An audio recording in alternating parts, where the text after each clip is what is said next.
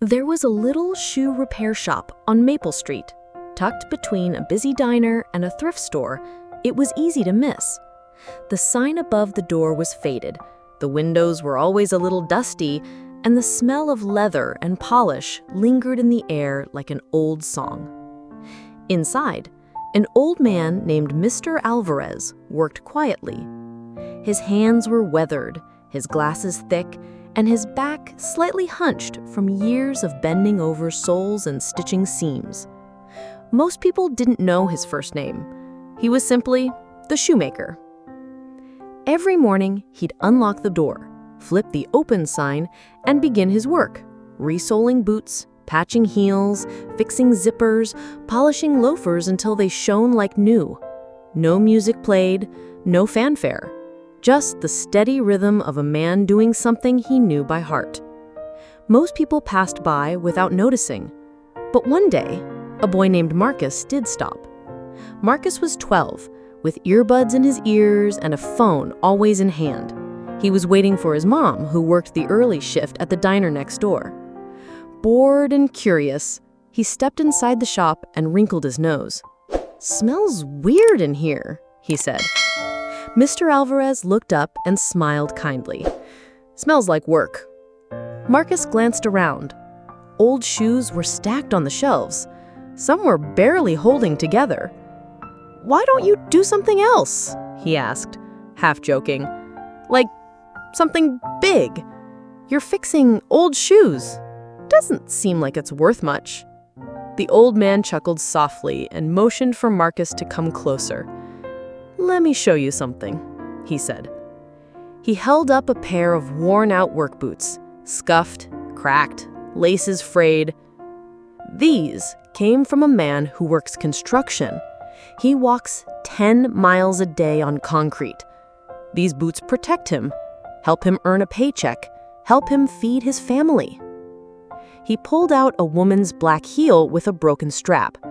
This belongs to a waitress, single mom. She wears these during double shifts, trying to keep her balance and her dignity. Then, gently, he lifted a tiny pair of red sneakers. "And these," he said, with a soft smile, "are for a little girl going to her first day of school. Her mom cried when she dropped them off, said she couldn't afford new ones." Marcus looked down, embarrassed. Mr. Alvarez leaned closer and said, "Not every job is about being seen, son. Some of us do work that looks small, but it keeps the world going." Marcus didn't say much that day. But the next morning, he came back. This time, he didn't complain about the smell. He watched quietly as Mr. Alvarez stitched a torn boot with the care of an artist. The needle moved in and out, precise and patient. "Can I try?" Marcus asked. The shoemaker nodded. Over the next few weeks, something unexpected happened. Marcus began spending more time in the shop. He learned to polish shoes, hammer soles, and thread leather. He asked questions. He listened. And Mr. Alvarez, always quiet, never rushed, answered every one. One afternoon, as they sat side by side fixing a shoe, Marcus asked, "Did you always want to be a shoemaker?" The old man paused. "No," he said. "I wanted to be a teacher, but life, it didn't go as planned. So I worked. I learned this craft, and I stayed with it." He smiled. "Turns out, you can still teach, just not always in a classroom." Years passed. Mr. Alvarez grew slower. His hands trembled a little more. His eyes, even behind thick glasses, were not what they used to be. But Marcus, now 16, had become his steady hands. One morning, a businessman came into the shop in a hurry. His expensive dress shoe had lost a heel. He scoffed at the surroundings and said, "Didn't know this place still existed." Marcus fixed the shoe carefully, returning it with pride. The man glanced at it and muttered, "You should think about doing something more useful. You're young. This is small work."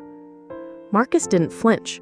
He looked the man in the eye and said, "Sir, These shoes carry people to job interviews, weddings, hospital rooms, to people they love.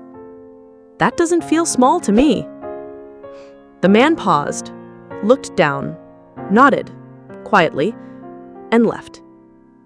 When Mr. Alvarez retired the following spring, Marcus took over the shop. He replaced the faded sign with a new one that simply read, Alvarez and Son Shoe Repair. He kept the smell of polish and leather. He kept the stories behind every pair of shoes. And every now and then, when a young customer asked him, "Why don't you do something bigger?"